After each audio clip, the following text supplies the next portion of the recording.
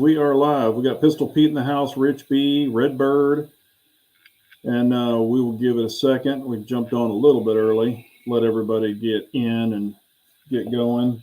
Got a bunch of questions, and we have Threat Cadre, Mr. Threat Cadre here himself. We're going to go over, guys. We're going to go over a bunch of stuff, and I'll let him pretty much introduce himself. We'll wait till some more people get in here, and we will get this cranking. I've got a list of questions. You know, Threat Cadre might have some questions, or if y'all have any for him, please throw it out there, and we'll try to answer them. This is for, you know, input from y'all. But if you got Dirt Track in here, if you want to go ahead and introduce yourself, and of course, people can watch it on the replay as well. Okay. Appreciate you having me on, Big J. Again, guys, if you don't know me, my name's Greg Slimp. I'm the owner, operator of Threat Cadre. We're a training and security company. A little bit about myself. Got over 25 years in the security training industry. Former U.S. Army, worked for the government, and then spent almost 16 years between Iraq, Afghanistan, Pakistan, Syria, all over the place. So a lot of it is doing different things, either doing close protection for VIPs or doing a lot of atmospherics is what I'm still doing a lot of now, is a lot of atmospherics. So he's doing secret squirrel stuff. Hi. Yeah. Hello, Mike and A-Dubs. You know, Greg and I have been friends for a while. Actually, I met Greg. God, how long have we been friends? It's been a few years now. Yeah, it's been like probably 3 or 4 years. But we actually met on Instagram back when I had Instagram. And I haven't had Instagram in 2 years. So I guess it's been about 4 years. And anyway, you know, hit it off, started chatting. And he moved to my area, pretty close to me. And so we've shot together and stuff like that. Also, are you still on the green team? Yes. Okay, I forgot to say that. They don't know what that means. That is the law enforcement side of Staccato. So he's a green team. We did a lot of testing and R&D for Staccato. Yep. So y'all don't know that about him. Bald wants to know if you're hiring. He needs a new job. I need a new job. I don't know if you want to do what I'm doing. Yeah. Well, I mean, you know, Bald can speak some of those other tongues. He can, you know, get to the chopper real quick. There you go. But makes it easier. Yeah. All right. So we know you're a big Staccato shooter. Okay. Okay. And probably a lot of the subscribers, family members here know you for that. But what other guns do you like to shoot? Or what are you currently shooting also? Currently, besides Staccato, of course, I've been, as you know, Big J, I've been working a lot internationally now. And of course, when I'm internationally, I may shoot Glocks. So here in the States, I've been running a lot more Glocks just so it's a little bit easier to go back and forth with. And I've been running the Zeb OZ9 now. I like everything I'm seeing about it. Plus, it's got the Staccato grip angle, so it's easier to pick up. I don't have the unfortunate Glock grip angle, so yeah, I'm running Zebs now. Okay. And Prodigies. I've been building Prodigies, so just playing around with them. I'm gonna say you got a few of those, I know. And okay, so in your opinion on, because I get this question all the time, on your opinion on an out-of-the-box Prodigy, is it going to be reliable? Is it going to be, you know, function for the longevity, or should you do something to it? Well, the question I'm going to ask is, what are you going to do with it? Are you going to shoot it a lot, or are you just going to shoot it once a month, a couple of times a year? If you're going to do that, it's going to be fine. I know initially, especially the 5-inch versions, Prodigy is having a lot of issues out of them when they rolled them out. Now, what I've done with my 4.25 Commander version, I swapped out everything, hand fitted everything. I took all the MEMS out. It's all bar tool steel now, and I've actually got a Nighthawk barrel in it. But in all honesty, it's as accurate, if not more accurate, than my Staccatos now. But again, it's you might as well say it's a custom gun because I've hand fitted everything in it. Yeah. But again, it comes down to it. If you're just going to shoot a little, that's fine. But the issue I run into from experience with MEMS parts with high round counts, I've always broke something. Extractors, I broke the slide stops on them. Normally the extractors, the ejector, I've had issues with. And I've seen issues with students with thumb safeties as well on the 1911s. But I mean, again, if you're just going to take it and play around with it and shoot it, I'm extremely impressed with the, especially the slide frame fit of the Prodigies. Yeah. So, and of course, when you change everything out, you're putting like an EGW ignition kit, the whole works in it, right? Now I don't run the EGW. I know they're pushing them out. I run the Brazos. Okay. The gentleman is here in Texas as well.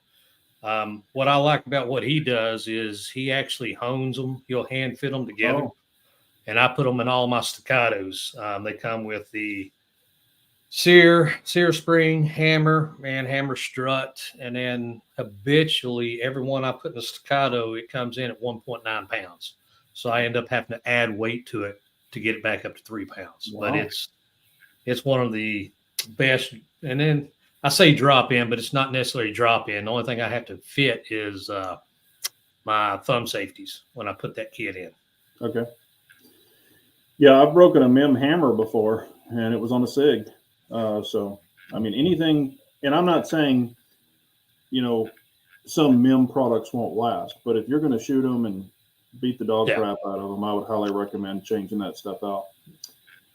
So I've had issues out of my Kimbers, MEMS, but it's more the 45 versus the 9mm, but I had a lot of issues with the MEMS and previously.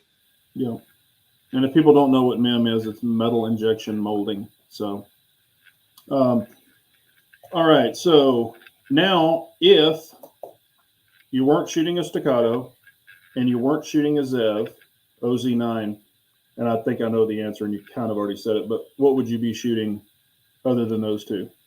I'd be back at a Glock, honestly. Okay. Now, all my Glocks, even the ones I carry down range, I've got the grip force adapter on. So basically, it takes the hump out and actually puts it more of a 1911, so you can just pop those on. But but I've got 20-some years behind the Glock. So, I mean, I've always liked Glocks. I've had the Gucci Glocks. I've had the stock Glocks. I've carried Glocks throughout the Middle East. So now it'd be a Glock. Yeah.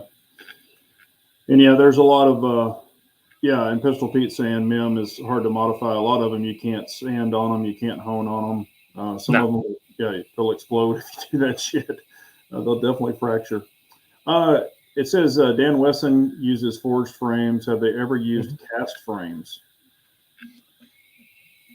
I don't know if they have or not. I don't know. I don't know. Yeah. I don't know. Not sure on that one, sir.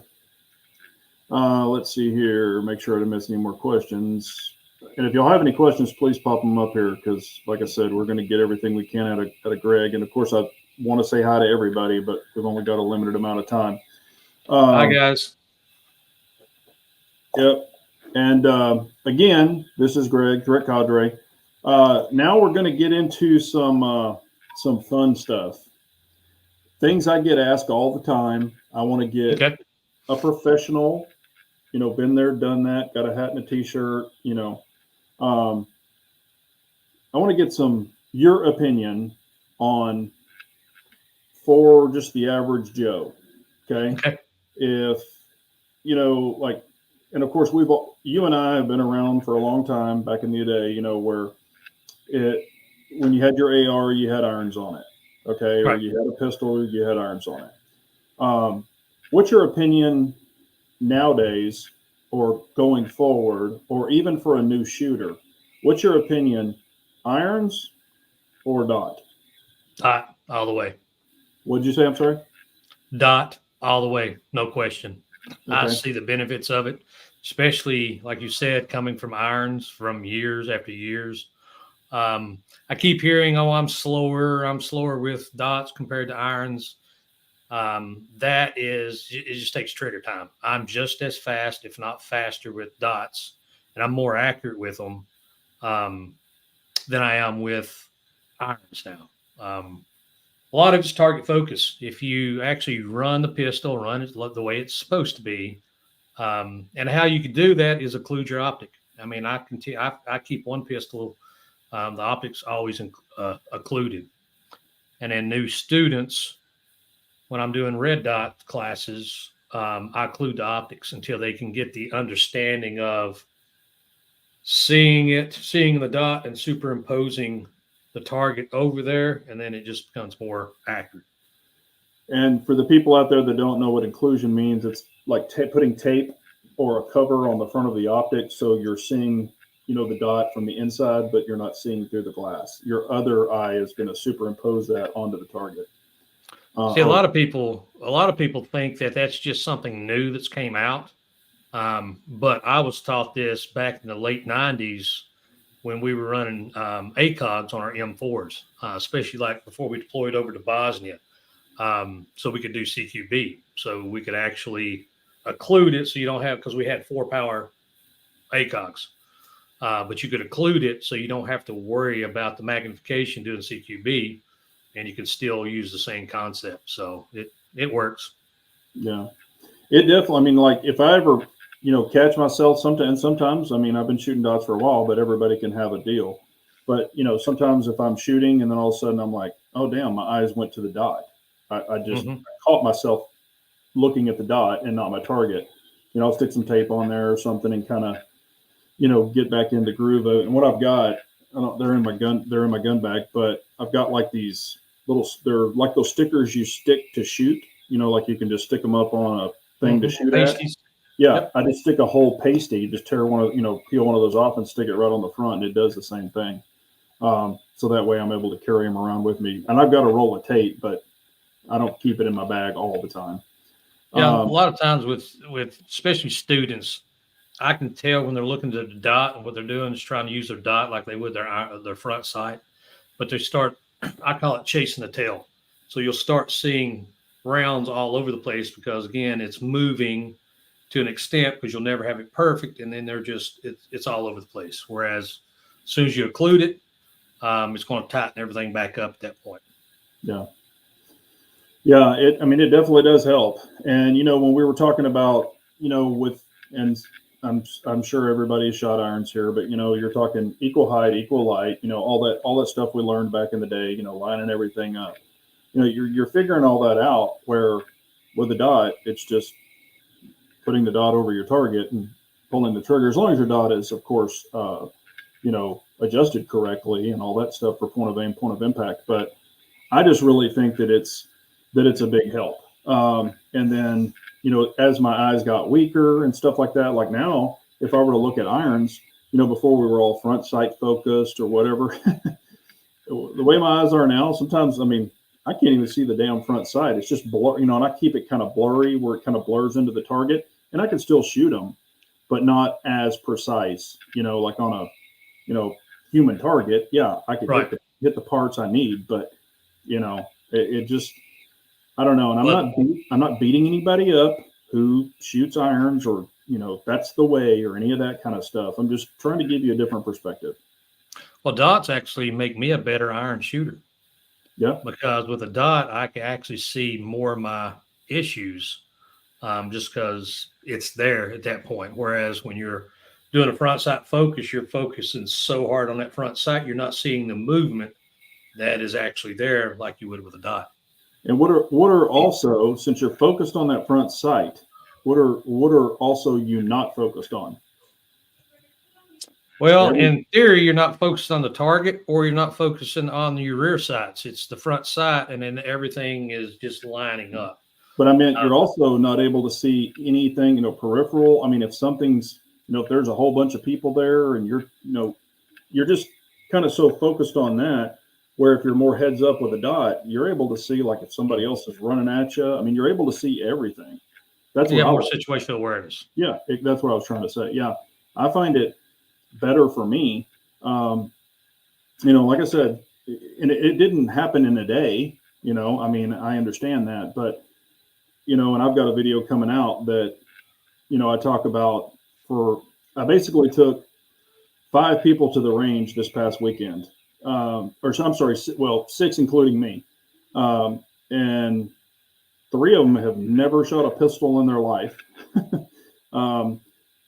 So, you'll hear that video, but I've already got it filmed and all that stuff. But so it'll be interesting, and we can have brand new shooters input. So I always think that that's a good thing to have. Now, as far as dot, do you have a preference? I know you've ran probably multiple dots on pistols, but do you have a preference on a particular dot? I like the SRO, of course. I like the round ocular because to me, with the human eye just likes circles. So if you look at your stoplights, you look at all that, it draws your eye to it. I like the DPP, Delta Point, and I've been running a P2 a lot here lately, just because a lot of law enforcement that I'm teaching is started going over to them because of the enclosed optic. So I've just made myself, and now I've got one of them on one of my carry guns. Yeah. And that's the Acro P2 for people who don't know the term P2. That's the little mailbox one that, I've been running. The mailbox. Yeah, little mailbox. The mailbox. And I haven't had any problems with mine. Have you had any problems with your P2 or aim point? Mine's been 100% reliable. I know some guys have had issues. Of course, the P1, the battery wasn't there. Oh, yeah. And then they transitioned over to the P2. Some guys were having issues that's fogging up internally. A couple of buddies of mine had that, but there's the earlier models. And I've had mine for probably about a year now, and I've had 0 issues with it. Yeah. I've had mine for about a year and a half, maybe, or a little more, and not one issue. As a matter of fact, the battery is still going strong. I purposely, and it's on all the time. And this is a question this is something I recommend. I wanted to get your opinion and your feedback on it. If you're carrying a dot and you're carrying a, gun with a dot and you have a flashlight on it, okay? What I do, you can tell me because I haven't talked to you about this, but you can tell me if I'm wrong or right. What I do is, in kind of a dark room, I adjust my dot, turn the flashlight on. So the flashlight's on, adjust my dot up accordingly, because if you don't adjust your dot up and you turn a flashlight on, it can wash your dot out. So I go ahead and do that, load up, turn the flashlight off, of course, and then I load up, and that's what I pretty much keep my dot adjusted to. Now, of course, a lot of that's daytime, but if I know that I'm definitely going to be out at night, I would make it a point to do that. During the day, you can turn it down a little bit if you choose to, but I'm also thinking about if I'm ever in a building and, a big building that lost power or something crazy. You just never know. I'm not a doomsday prepper, but, what do you think about that? Is it okay? No, I mean, it's the great thing is you're actually thinking about it. So that's half the battle is doing the what if game. So either way, worst case, it's bright. Yeah. And I've seen a lot of times the brighter dot. I like a brighter dot anyway because my eye gets pulled to it, and it's easier for me to superimpose it with a brighter dot. And I like larger dots compared to the smaller ones. Yeah. Well, and I meant to ask you this. I don't think we've ever even talked about this. Do you have any stigmatism at all? No. Okay. Because, I prefer the smaller dot, and I can bloom it. Mm-hmm. It's not preferred, but I can crank it up and bloom it to make it bigger. Mm-hmm. But I can't take a big dot and bloom it, and make it go smaller. So right. That's why I do prefer the smaller dots myself. Also, for the ones, and I was going to mention this anyway, for everybody that's in here, we've only got 30 people in here. Usually, on every one of my live chats, we have a lot more than that. So it could be because of this reason. My whole entire channel has been completely demonetized. YouTube sent me a thing and said something against their policy or whatever. I don't know what's happening yet, but they have demonetized my whole entire channel. So every video is demonetized. It just shows nothing. And I have a letter saying, or an email saying it is completely demonetized. They're going to review some things and see where we go from here. I don't know when, how long it's going to take. I have no idea. So, you know, I don't know if this is causing the low view count. And it might be even going forward. I have no idea. But I just wanted to let everybody know that that is happening. Just found out this last night about 5 or 6 o'clock in the evening. So I don't know what the hell's going on. So, and I'm not crying, I'm just letting y'all know. So if you see any ads on my videos, it's not from me. That's YouTube just making their money, not me. So True. Yeah. All right. And then I wanted to ask you this. We've got multiple guns, and I get this question all the time, why I don't. That's basically how it starts. Why or why don't you? We've got micros, we've got compacts, we've got full size. What do you prefer? I prefer a compact. Okay. Micro to me is too small. Now, let me rephrase that. I do carry a 43X. But the issue, it's got the Arc Division, their reactor slide or whatever. So it's basically shoots like a 19, but it's got a full-size grip. The issue I've always seen with students is the micros are harder for them to shoot and shoot accurately. Normally, I recommend something around the Glock 19 size, depending on your hand size, of course. But for concealed carry EDC, the Glock 19 or the Staccato C2 is about the perfect size. Normally, and the other thing I'll do is, especially in classes, I'll step back at 10 yards and have the students shoot at 10 yards. And normally, if they're shooting a micro, you'll see a huge difference in their groups at that distance. And in your classes, do you have people? Of course, I know a lot of people appendix carry even in your classes, but how are draws affected? You know, like from a micro to a compact or full size. You know, like when you see people, and some they might have it down, but for the average person, the micro is slower just because they can't get a good purchase on it because it's so small. And the same thing is they'll carry a micro and they'll say it's a pocket gun. So they'll try to stick it in their pocket. But again, trying to draw and bring the weapon to bear from the pocket it's a moot point at that. I mean, you might as well just throw it at it. I know you and I was having a discussion. If you can get it out of your pocket to throw it. If you can get it out of your pocket. And that's the kicker with me. Because the issue I'm hearing, and I get asked a lot of questions here lately, so I don't know what it is. Apparently, it's all over social media. It's going back to, of course, we got a lot of newer shooters that are not comfortable with the platform. And it's the Israeli carry. So a lot of proponents like, oh, should I Israeli carry, i.e. loaded magazine, but the chamber's empty. And normally what I tell them is two things, or a couple things, actually. A, if you're not comfortable with it, get more training. B, if it's not comfortable with the polymer platform, go to a 1911/2011 so you have two actual physical safeties. But the problem you run into is you'll have everyone, and again, this is a different mindset that I have, but everyone says if you have EDC, if you're EDCing, then it's whisper distance, i.e. 3 to 5 yards. But if you turn around and look at everything else, and the same individuals you ask them about the 21-foot rule, the Tittle rule, whereas someone can close the distance with a knife within 7 yards and hit you with the knife before you can actually draw from a holster.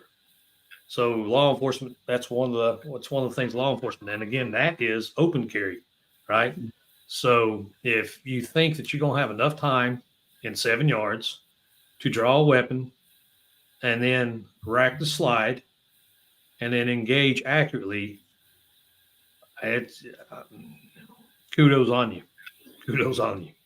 Yeah, I mean, even when I was new, way back in the day, when I was new, and of course I was carrying 1911s, but I'm like, and of course I heard a lot of people say, "Oh man, you probably ought to carry with, without one of the chambers, you can rack it real fast." And I'm like, "What?" It kind of, and I'm just joking around because I come from the mechanic world, but it's kind of like having a drill without the drill bit in it yet. I mean, Yeah. you're just going to be like, okay, hang on, I'm gonna load this drill real quick. And I know that's being sarcastic, but what if you have to draw your gun and you're holding your kid? You're going to rack it on your face, your belt. I've heard the belt, the boot, and yeah, you could probably do that, but in that split second, you might not have time to do that. So, no. And I used to joke around and say, hey, if you're carrying that, you're carrying a stapler. However, staplers are loaded. They got staples in them, so I mean, can't really use that one. And the same ones they'll show you, I can do it. I train that way, but normally it's static. Yeah. Right now, just go ahead and throw a timer on them or have them move and then see how well that works out at that or point. Try to wrap them up. I mean, that's what I'm saying. And I'm not beating anybody up that does that feels comfortable with that. But if that's the case, I mean, like you said, carry a 1911 or something, where you feel comfortable. Or even the polymer now, SIGs especially, SIGs come out with thumb safety. They're 320s, and then their legacy 220, 226, 229, they've got thumb safeties with them now. Yeah, and that's also, I've been a proponent, for the double action, single action, because like with a decocker, because you're going to decock it, you're going to get that hard trigger pull on your first pull, so it's going to be deliberate for a new shooter. And then also, if you're loading into your holster, you're putting your thumb, the hammer's back, and you're putting your thumb on it to see if anything catches that trigger, it's going to move the hammer and go, whoa, I need to pull that back out. So if that's what you feel comfortable with, then do that as well. But it's whatever, like I said, we can give our opinions, that those people can give their opinions. And at the end of the day, it's whatever you feel comfortable with. But I just think that's another statistic that could become another statistic if you're thinking that mindset. Now, what I find also is with my hand size personally, I mean, like when I'm even dry fire grabbing, not under somebody stressing me, not under somebody shooting at me or nothing like that. But, I'll just try to grab it quick, lift the shirt up, grab it quick on those small ones. And I miss the grip like 7 out of 10 times. They're just too damn small for me. Now that's a me thing.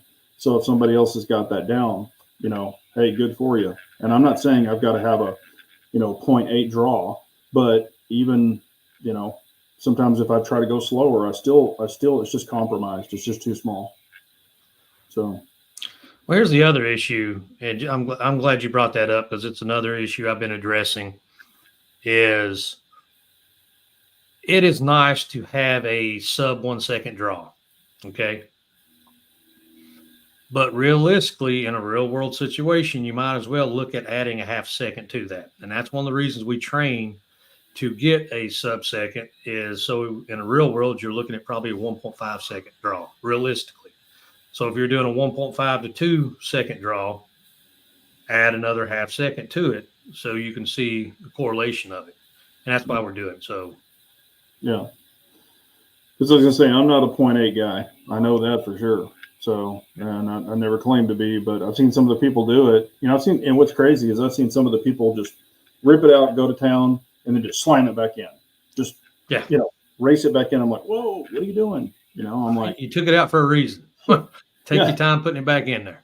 I was gonna say, yeah, make a sandwich while you're putting that thing in there. I'm just joking, but it's like don't start doing that crap. And yeah, like DC is saying, is carrying appendix, there should be some kind of a safety mechanism. On a standard single act, or excuse me, a striker fire gun, you know, some of them don't have that. I mean, they have them, you know, built in mechanically, but you still have to pull this. So, you know, and a lot of people think, you know, this is my safety. This is my safety. I mean, so it's just whatever you feel comfortable with. So if you're the guy that wants a mechanical safety, by all means, have a mechanical safety. And then I don't think I've ever asked you this also. On the rifle side, what is your favorite rifle? And then what is your favorite caliber? And it doesn't have to be one rifle or whatever, but, you know, do you have a favorite rifle or a favorite caliber? I mean, I like the, it depends on what I'm doing, right? So, I mean, what's my mission set with it? I have no issue with the 5.56, but I run 77 OTMs with it. I like 7.62. But yeah, I have no issues. 300 blackout. I know they're gaining a lot of steam, and they have for the last several years. But it's basically an American version of the 7.62 by 3.9, the AK round. So you got a 30 caliber that you're pushing. They're great for suppressed, but no, I have no issues with 5.56. Again, I like the heavier weight with it. Yeah. Now, as far as a longer, you know, caliber, what would be your choice there? I personally, for my long range platforms, I like 6.5 Creedmoor. Okay. Just because I got a lot of time on it. It's basically a short action, like a 308. But I've shot a lot of 308s over the years, and so I know the drops on them, so it's a little bit easier for me. So because I can cheat because I already know what the drop is. Yeah. We've got John Crump News in here. Hello, John Crump. Hope you were doing well. If y'all don't know who he is, he's got a great news channel. Tune into him. And of course, I do want to say hi to everybody out here. We're just trying to get through these questions real quick. And if y'all have any questions, please leave them, and I'm going to try to get Greg to answer them. And then also, and this is something that I've always recommended to people. Of course, when you're loading up your gun on your person for the day, and this is the way I take my gun off. You know, everybody does. When you take your gun off, you don't pull your gun out of your holster, set your gun down, and then pull your holster off. Most people don't. If you're carrying appendix, if it's hooked into the belt, I could probably understand that. But that's the way I do it. So what I do is, you know, take the holster off. The gun is in the holster. It stays in the holster. I just set it up on something. I don't have small children. So, and then in the morning, you know, I'll get the gun. I'm making sure the dot's good, all that stuff. The gun is in the holster, and then I put the whole unit in my pants. What do you do something different, or how do you do it, or recommend doing it? I do the same thing, but the only added step is out of habit. I'll actually lean more back at the waist. So it's not, when it goes in, it's more pointed down. But you got to remember, I've been appendix carrying before it was cool. So I started appendix carrying back in 05. And that was downrange. I was happy that we didn't even have appendix holsters back then. So it was a lot of times we was modifying holsters. But that's the only difference that I do is I'll actually, when I go in, I'll bend at the waist a little bit. So when it goes in, it's actually pointed out. Yeah. Again, just out of habit, safety and habit. Right. Yeah. Joseph's got a question. He says, your thoughts on a ramp cut for the disconnector on the 1911-2011, AKA Marvel cut. I've seen them. I've shot them. I've like Staccatos. I've never had issues out of them. I know Nighthawk was running them with the Marvel. I know a lot of guys have been running them on the Prodigies now just because of the disconnect issue. And all it's doing is it's got the ramp in it. So when the slide's coming back, it's already got the ramp in, so it's helping push the disconnect down. That ramp. Yeah. But I mean, in theory, it makes it a smoother pistol because you don't have that. You don't have because your disconnect is angled anyway at the top. So when it comes back, it's got a little bit more angle, so it should make it a little bit smoother. Now, do you think in a, like, and I can't remember, could that be a potential MIM part in a less expensive gun? What's that? Disconnect? Yeah. Yes, they are. So that's what I'm Prodigies saying. are disconnect or Yeah. MEMS. So if you went in and started grinding on that or had somebody cut it, could it fatigue it? I mean, Well, not well. That you're basically what you're doing on the Marvel in the stripper plate on 1911. So it's going to be steel. Now the okay. disconnect's going to be MEMS, but it's going to be steel. Well, that's what I was wondering. I didn't Yeah. know. I didn't know on the cheaper ones or less expensive ones if that's what they were doing or not. I wouldn't think they would, but No, it's because it's all one piece. So when they machine your slide, they're machining the yeah. stripper bar in it as well. So Okay.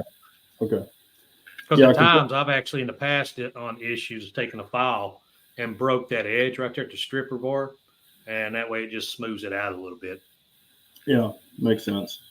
Um, and then this is going to be a tough question. You can answer it Okay. or not. Guns or brands of guns you I don't want to say dislike, or I could say dislike, or that you just don't mesh with. Like, is there a gun brand or a type of gun that just you know you just don't care for it, or you have a reason that you don't care for it, or it I doesn't gel? never personally, I mean, I shoot a lot just because, and I've had the opportunity to shoot a lot of different ones just because my students have different ones. If I have an open enrollment class, then everybody's got that. And probably the only one that I really never cared for was the XD. I just, something about the XD, the trigger, the height over bore, plus the grip safety, it just never appeased to me. Even, of course, that was if I'm not mistaken, that was a Croatia-made weapon before Smith & Wesson bought the patent off of them or bought that because they were still being made over there. But that is, as far as automatics, that was, I'm trying to think. I like the SIG 320. Had no issues with it until they could get that fixed if they still have that issue. No, everything else. I was issued SIG 229s back in the day. I never cared. I love the pistol, don't get me wrong, but the issue I've always hated was double single action. So you had to train with two different types of trigger pulls. Yeah. And back in the day, we were trained to, depending on if we need a precision shot, then our training was thumb cocking. So if you come back, you thumb cock it, so you had single action pull on that first one. But And I've told people that on double action too, like on the PO9s, PO7s, Mhm. they're like, man, that first trigger pull is just a bear for me. I don't have strong fingers. And I'm like, you've got your grip. Throw your thumb up there, pull it back, and pow. But in a Yeah, defensive situation, you might not have time to do that. So there's variables there as well. You want to train through that if possible, because either that or put the safety on it, carry it cocked and locked. Because the PO9s, PO7s, you can do that. It's got that hybrid type system. Here's a question that you know how I feel about this, but I want your opinion. Do you think grip safeties on 1911s, and I'm going to throw 1911 2011s, are unnecessary since they already have a thumb safety? I have some that's pinned. I have some that's not. I have no issue with it. I know a lot of the newer ones. Here's the thing with grip safeties, and you got your diehard 1911s, right? And the initial 1911 did not have a grip safety. The grip safety came about so they could pick up the cavalry, U.S. cavalry. That was the requirement they had because riding horses, they didn't want them to shoot their horses. And then you fast forward and go back to the pistol that's supposedly going to take the place of the 1911 was the Browning High Power. And a lot of those didn't have them either. Yeah. So it's just, I have no issue with it. A lot of times just training, a lot of, or the sensitivity of them. But again, it just depends. Appendix carry, I have no issue with it just because that's an added safety. If you're safety conscious, that's an added safety that you have to use. Yeah. And I mean, I feel here's the way I feel about them. If they work and they fit your hand, and every time you grab it, you engage it, and there's absolutely no problem, it's just the perfect marriage for you. Keep it. Just roll with it. But for me, and Greg can attest to this, I've shot my C2 and they're pinned. 90% of mine are always pinned or are currently pinned. I only have one 2011 that's not pinned. And it's because it just fits me that perfect way. And it's the MPA DS9 hybrid, my big one, because it's just the way it's built. It works great. However, their compact version, it does not work for me. So it's pinned. And that could just be, that's probably a me problem. And everybody's like, train through it. Well, I've shot my C2 perfectly when it's pinned, and I've grabbed Greg's. I remember I was like, what the hell's wrong with your gun? And he's like, the grip safety. I'm like, God damn it. I forget. Yeah. So, and true, you have your thumb safety. So, I mean, it's just extra safeties. And then when I flip the safety down, I'm riding it. My thumb is on top of it. So I don't accidentally engage it, or it actually just gives me a leverage point personally. So I personally, for a newer shooter, that this is not, this is their kind of first rodeo, I highly recommend to keep it until you kind of know what you're doing. I personally don't think they're needed because, like you said, the old little ones never had one or never had them. And then, hell, you've got CZ single action or Dan Wesson single actions that don't have, I mean, it's not a must. It's just a feature that they add to that. So, well, SIGs out there, 226 and 229 single action only. They don't have grip safeties. They just have thumb safety. Exactly. That's what I'm saying. Whoever the manufacturer or the way they make it, and I was made fun of this too, but Greg can attest to this because he's seen it in the field. For the grip safeties, putting a Ranger band on it or goon tape. Tape it all down, rather than officially pinning it. Because when I was running those Ranger bands to make sure I wanted it pinned first, people are like, oh, that's stupid. That's crazy. I was like, I've actually seen Texas Rangers, with the Staccatos and they have Ranger bands around them. So I'm just like, I'm not the only goofball out there. That's been a thing forever. I've got buddies, with the unit, and when they were issued 1911s, they put bands on them, or until they can get them back to the gunsmith to get them to deactivate it. Yeah, but they had them on there as well. Yeah, and a lot of your competition, custom made 2011s, they'll pin them for you, or some of them already come pre-pinned. That's when you buy that gun, it's pinned. Well, a lot of times you buy the grips now. If you're going to get a 2011, you're going to get an aluminum grip or like a Chili or one of those grips. It's made to pin your grip safety when you put it on. Yep. Now, and I get asked this a lot too, and they might know my opinion, but what about yours? Do you like or dislike the Beretta 92?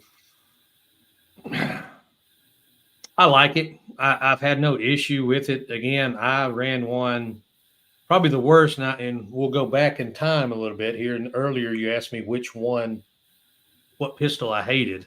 And it just when he asked that question, it brought it back to my mind.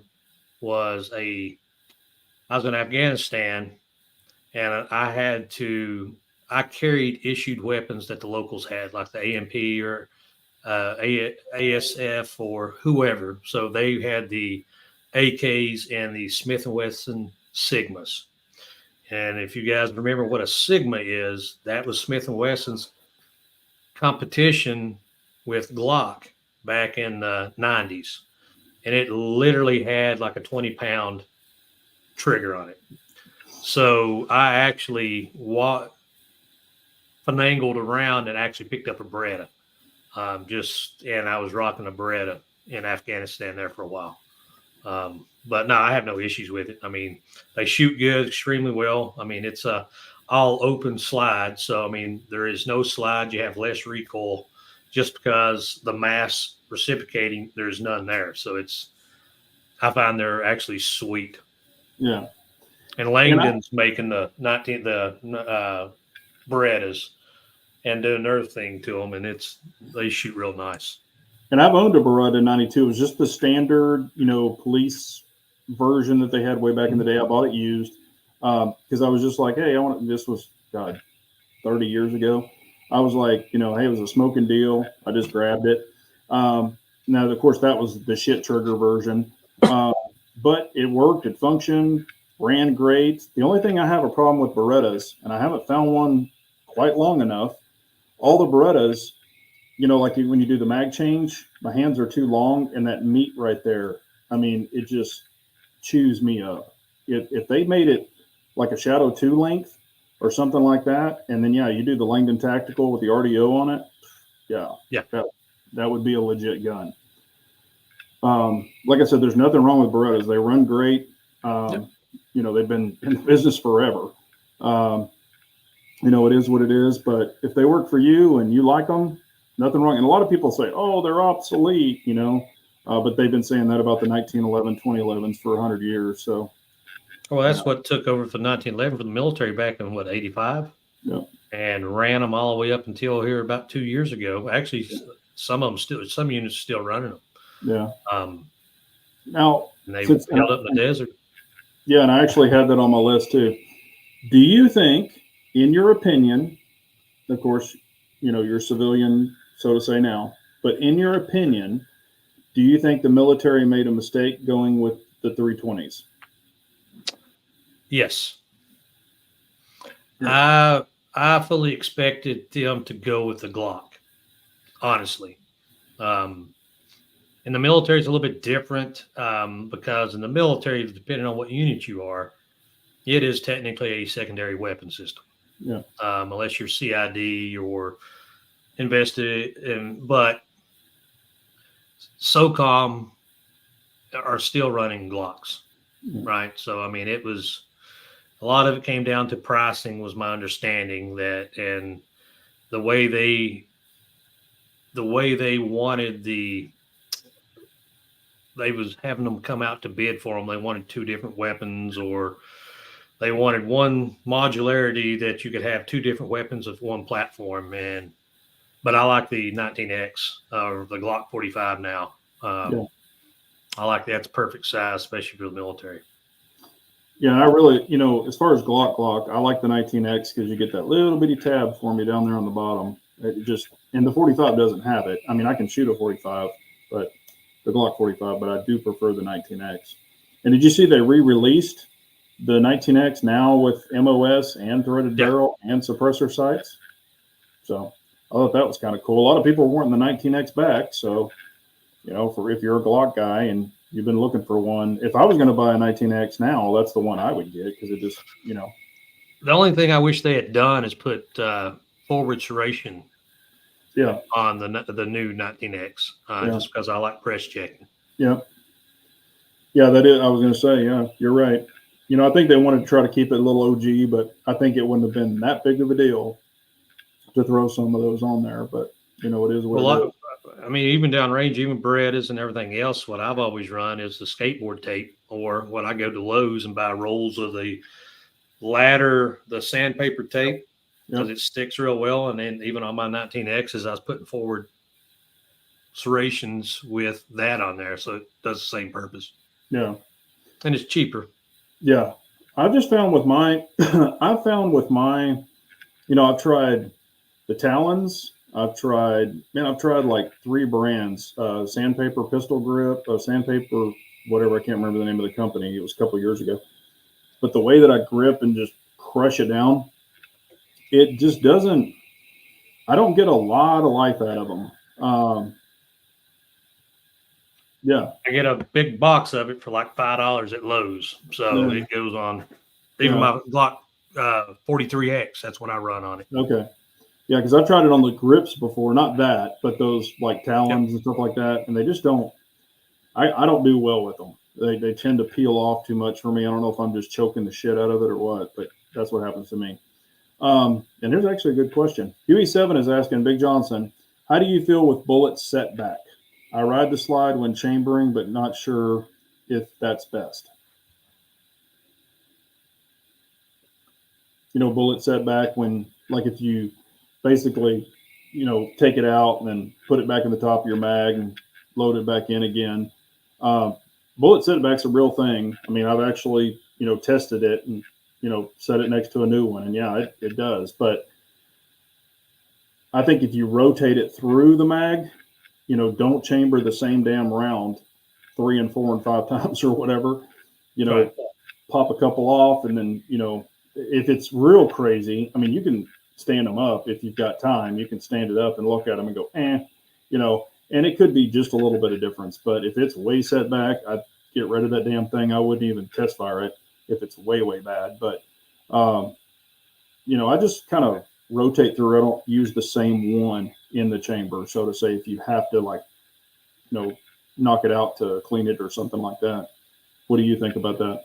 No, I agree. It's you're worried about building up pressure once that bullet sits back in there. So no, I just rotate mine through. Yeah. Now, how do you feel about press checking? I've heard this. Okay, the bullet, you've got it in the chamber, and you're just pulling back to press check it and sending it back. How do you feel about that? If you do a lot of press checks.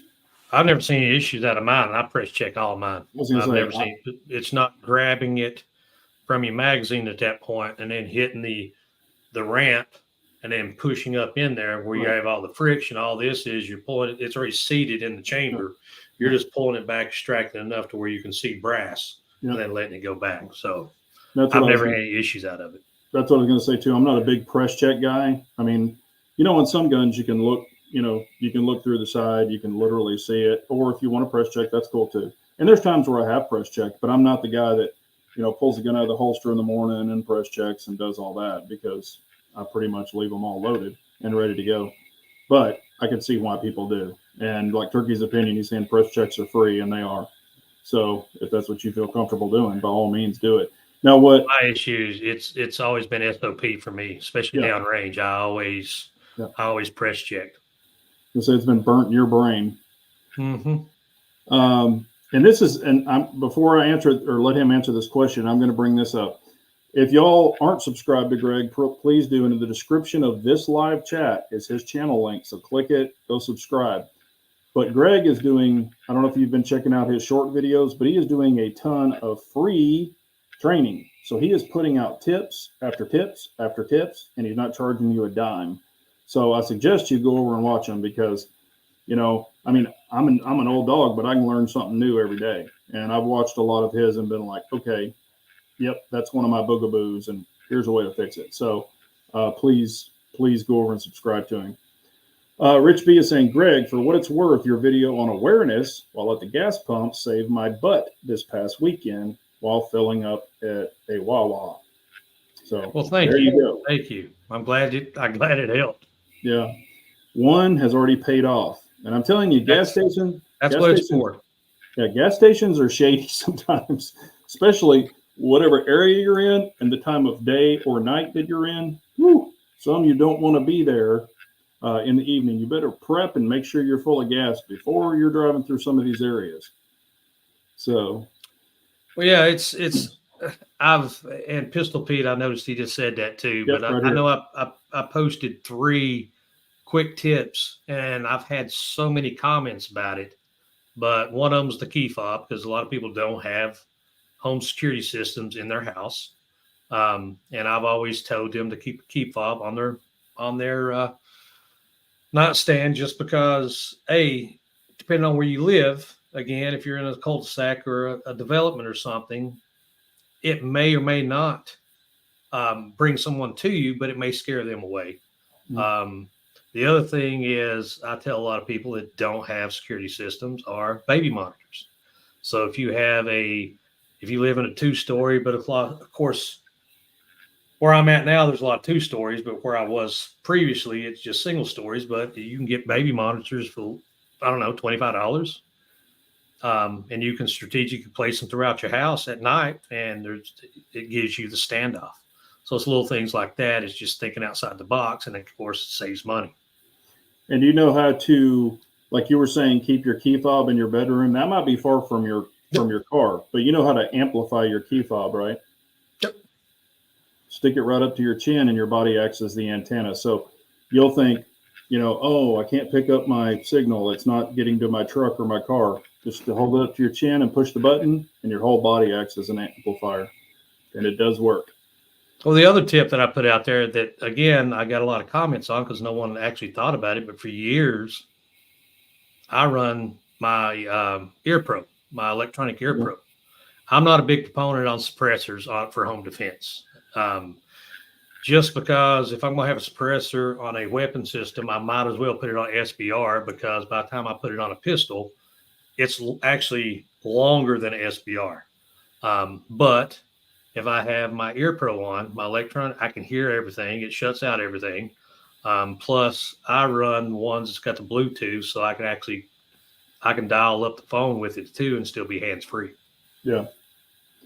I mean, that is a good tip. It's just, I'm already going to be in my drawers probably. So be running around the house in my undies, with some Ear Pro on. So there you go.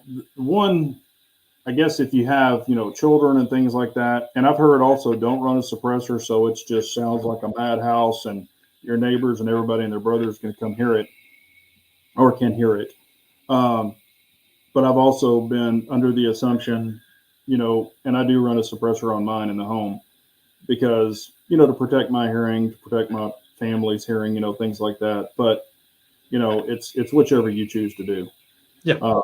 But because honestly, I'm probably gonna, I'm gonna be grab my Ear Pro. It's like I don't know how much time I'm gonna have, but yeah, if you can get it, sure. But yeah, Pistol Pete, the antenna. I've been on I have an extended range on my truck that's built in. It's a upgraded model, but man, I've been in a 35-story hotel on the very top, and I could see my truck, and I'm like, whoop, I'll hit it this way, and I'm like, it's already extended, but it won't hit it, and then you just throw it up there, and boom, it sets it off. So yeah, I do like that tip because I must have missed that video, but that is a great tip. Yeah, if I've got my truck and horns going off, people are gonna be like, what in the hell is going on over there? Yep. So that is a good tip. Also, I will give this tip, and this is a real automotive tip. Your key fob, do not keep it close to your front door. Now the thieves have what they call, it's a folding ring, and it folds up in a bag, and they hold the ring. It's like this big wire, it looks like a circle, and they hold it up against close to your home, and it can actually pick up the signal of your key fob. It puts it into their digital transmitter, and then now they have a key to your car. So do not keep your keys close to your door or in a garage or anything. Keep them farther at the back of the house if you can. So that's a big deal, especially on Dodge, Chryslers, all Mopars right now. It has happened to a couple of Fords, not common on Fords, but it can. So keep that stuff away. And then also, as I know it, you've got a new holster, and I wanted you to tell people what you got and what your opinion of it is and what it's for. I've been testing out Harry's holsters probably for about 3 or 4 weeks now, and I can honestly say I'm running my Zevs in one of them, and I'm running the Glock 43X in the other one. And prior to this, I've been running Tenacores, and I've always stood behind Tenacores. But the issue was I was wanting to try something else that is a little bit more comfortable. And these, I can't recommend them enough.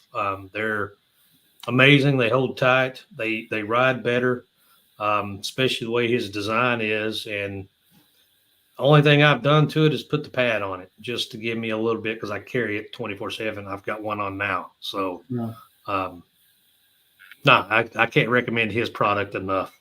Yeah. Now, if we can get him to get a weapon mounted light one, and we're good.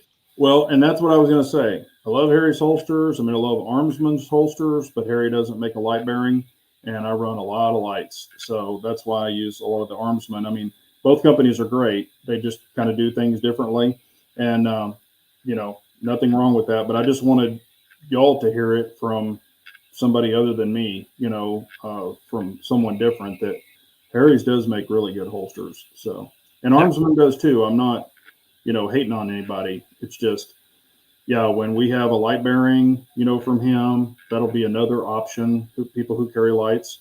I know on those two particular one that Greg is running, there's no light bearing, of course. He's not running lights on those particular weapons.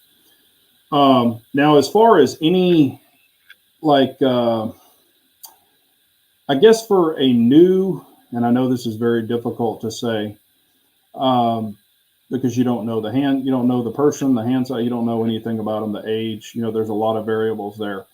But is there a couple of maybe guns, calibers, something like that you would recommend to, and it could be brands or whatever, and calibers, would you recommend to a new shooter? I wouldn't go anything lower than a 9mm. Honestly, I just never cared for the 380. It's just the knockdown and everything else. 380 came about so you can have your pocket pistols again. It just depends on the comfort level. I mean, you can't go wrong with the Glock. I mean, you got the 3 safeties. Again, you've got the 1 safety on the trigger, and you got the 2 internal safeties with it. But again, I like the Staccato as well, especially the C2s, the CS. Again, solid pistols. And then the other thing that, and I'll bring this up, is my mindset, and this is one of the things that we went through for years, is you always want to get the most accurate weapon you can, right? And the reason I say that, not necessarily the weapon, it's just what you're comfortable shooting. Because if you're at 5 yards and you're shooting a fist-sized group at 5 yards, okay, you're looking at 4-inch group. Everybody's like, okay, that's good, that's great. But you got to remember you're on a static line. The rule of thumb that we've went through my entire career was under stress, multiply that by 3. So that 4-inch group becomes 12-inch group just because the stress levels. Now, if you're shooting a 1-inch group, multiply it by 3, now you're at a 3-inch group. So that's one of the things, that's why you see a lot of your tier 1, your hostage rescue, all these, everybody's went back to like the 1911s and 2011s because they shoot a smaller, they're a more accurate platform compared to a lot of your other pistols as well. Okay. And I've got this question for you. If, and I won't give away because, I talk about that in that video with the new shooters, but what do you, in your opinion, from what you've seen, what you've tried, all of this other stuff, what do you think the most accurate pistol platform is?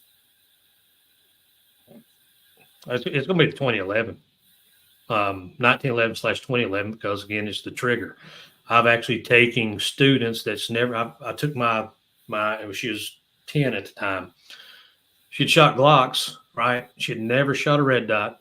And I believe I may have put one of the videos up on my YouTube, but she'd never shot a 2011, and she'd never shot a red dot. And she'd shot Glocks, and then right off, she was putting everything in the head and everything center mass in a 4-inch circle, just because of the trigger, pointability, and depending on those weapons, you're going to have less felt recoil with them as well.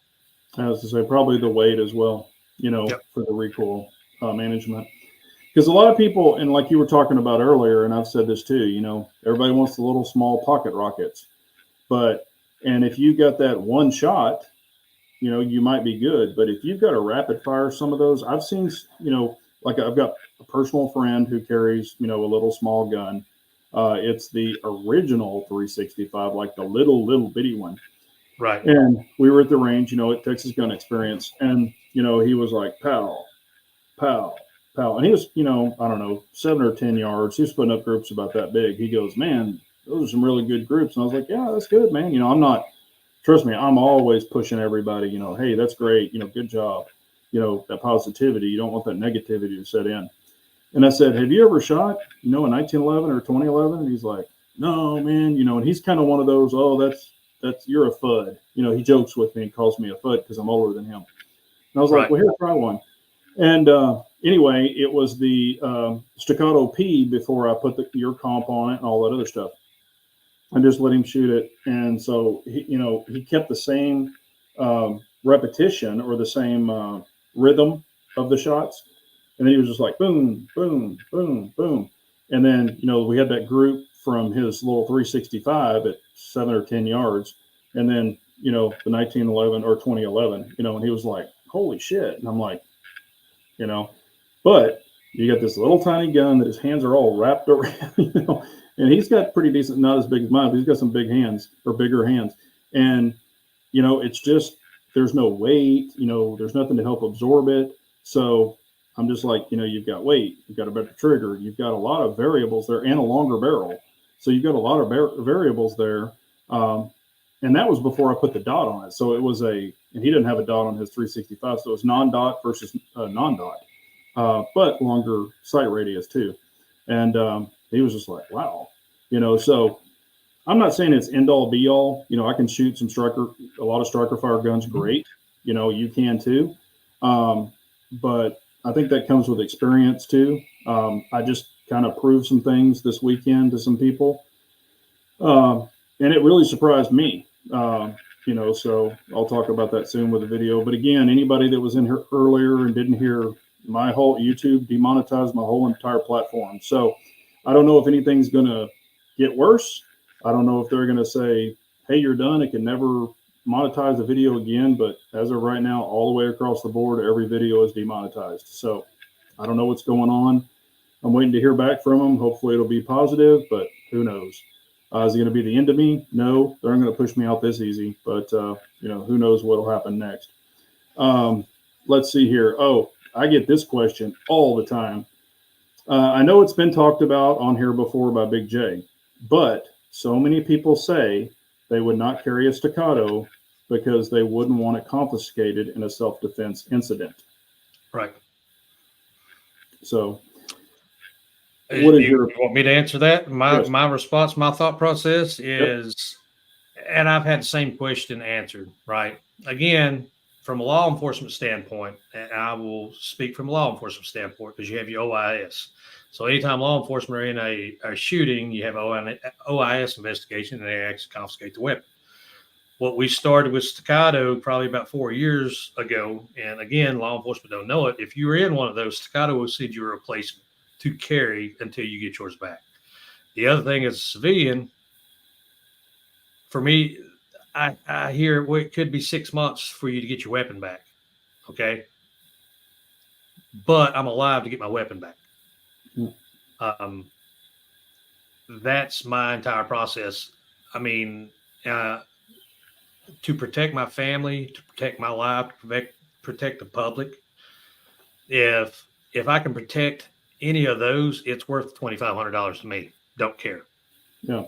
And that's exactly what I've said. I'm like, what's your life worth? And I'm not trying to be a butthole. I'm not trying to be, I'm not trying to disrespect anybody. That's not what this is about. But again, if say you've got a group of people that are attacking you and you have to lay down on some people, I mean, I'm talking really get after it. Not just one, you've got multiple people. Would you feel more comfortable with a 2011 great trigger that you can do work with, or would you feel better with a 8-pound trigger on a freaking Taurus or something? And I'm not knocking Taurus, but I'm just saying, and is it going to be as accurate under rapid fire, or a little small tiny gun? Is it going to be more accurate if you have to do that? And there's all kinds of the key thing is you've got to remember every round, you're civilian, just like law enforcement. Every round, I tell students is you might as well have an attorney's name on every single round. So if you got a 12-pound, and again, very seldom you just see one shot fired, especially it's a pistol. You're undergunned at that point anyway. It normally takes 2 to 3, depending on shot placement, to put somebody down because they go down for loss of blood unless you hit them in the cranium. That being said, with these 10, 12-pound triggers, are you hitting innocent bystanders? Yeah. Now what are you doing? Yeah, and I'm not trying to push a gun, or say you've got to buy this particular, if you don't buy a Staccato, you're worthless. That's not what this is about. It's just put yourself, I guess it all wraps up to be is if you go to the range, whether it's static, outdoor range, whatever it is, try these things. Everybody stands there. I watch it at the range, you watch the range. Everybody stands there, bang, bang, bang, bang. Well, everybody can put up, if I was shooting holes in holes, if that's what I was trying to do, I could shoot a good group. You could shoot a good, average people can shoot a good group or a decent group. But, if you speed up your cadence, if you, even if you're in Greg's seen me do this, if I'm in up at Texas Gun Experience and I've got one target, they have them with like 5 targets on them. And granted, it's just transitioning on the same target. I'm not going to another bag, but, I'll be boom, boom, boom, boom. I'm just trying something different to move the gun around. And granted, I wish I had a range in my backyard. I could go out and run around and do this, but unfortunately I don't. And, the closest range to us is what, an hour and 20 minutes away, one way, ETTS. So it's just not as easy for me to do that, especially traveling. But, just try it with whatever gun you've chosen or that is your daily carry gun. Just try it under speed, transitioning, try different things and see, does it work for you? If it does, hey, cool. If it doesn't, just, I'm not saying sell your gun and go buy a Staccato or buy something else. I'm just saying try it, because I might make that kind of a statement in a video and people are like, you're crazy. I can shoot my Taurus 300 yards, and hit them right between the eyes. And I'm like, okay, cool. That's awesome that you can do that. We all know they can't, but, like I said, I'm not going to argue, and I'm not raising Keep all wants these to remember too. And it's the world we live in now. Yeah. And that's one of the things that I train for is now, granted, they're saying whisper distance for self-defense shooting. And that may be the case, but how many active shooters situations have we seen over the past year, 2 years? Yeah. How long is a aisle in a Walmart or a Target? How long of a shot would you have in a parking lot if you decide to make that decision? Could you actually do it with that pistol? Yeah. It just comes down to training, comes down to what you feel comfortable with. Any platform, just shoot it and train with it. And this brings up another point. In that same scenario, in that Walmart with the long aisle, or in that parking lot with the long area, or in that distance shot, would you feel more comfortable with irons or a dot? Me personally? Yeah. I like the dot. I mean, I still feel just as comfortable with a dot. With irons, but yeah, it's easier with a dot. That's what I'm saying. So, in that kind of panic ramped up situation, I'm going to try to throw that dot on him and, go to work where, I'm and at the time, I honestly think a lot of people in a panic situation could be point shooting or attempting to point shoot. I don't think they're even looking at it, but that's the great thing about a gun with a dot. You throw it up there, and if you've got the right, even sometimes basic shitty grip, you're seeing the dot. Where you're not going to dot keeps your head up too. Yeah. The dot will keep your head up for situational awareness of your battle space. Yeah. The dot keeps your head up to look. You're not pushing it down over your little small rear sight. Because you can watch some of my old videos with irons, man. I'm the turtle guy. I was just an old turtle. I think everybody was, but you got that damn turtle stance. And if you're wearing a cap, then it's even worse, for your situational peripheral. So that's the same thing. Even if you're going to run irons, and I have no issues with irons, I still teach irons. I still keep an iron pistol just to teach with. Yeah. I don't care for 3 dots. I like and for years before I swapped over to the red dot, because I never cared for the RMR, especially the type 1s. But I would get a fiber optic front sight and balloon it up so it was real bright, basically like a dot, and with black rears, and I ran it just like that. Yeah. And I would actually target focus with that fiber optic. Yeah. And I was going to say, when I shot irons, that was my preferred thing, was fiber optic front, blacked out rears. I mean, even on your carry gun, people are like, you're crazy for not having night sights. It's like, that just helps you find the gun in the dark. That's all it does. That's the only thing it is. It's there to help you find the gun, your pistol on your nightstand in the dark. And I proved this Night sights don't do this, but fiber optics do. If you've got a flashlight on the front and you shine it onto a fence or something, it will light up your front fiber optic in white, and boom, there's your instant dot. The same thing is if you lose your fiber optic, you still have a hole there, so you're still seeing through it. So it's still a win-win. And you're not on a night sight. So right. Yeah, that's that. I learned that, and I was like, holy crap! I started playing around, and I'm like, damn, this shit works, you know. And then I told others, and they were like, oh, you're full of crap. And I'm like, try it. And they were like, yeah, you're right. I think Balding Curious told me I was full of shit one time, and then he tried it, and he's like, yep, you're right. But it is 8:14, ladies and gentlemen. And please, like I said, go over and subscribe to Greg, Threat Cadre. He is giving away free tips. He's a wealth of knowledge, not charging you a dime. Just subscribe to him. Check out his shorts. He's got a bunch of tips like this in the shorts where he's showing things, showing little like get off the X things and stuff. And a lot of them are super interesting. They're real quick. It takes 30 to 60 seconds of your life.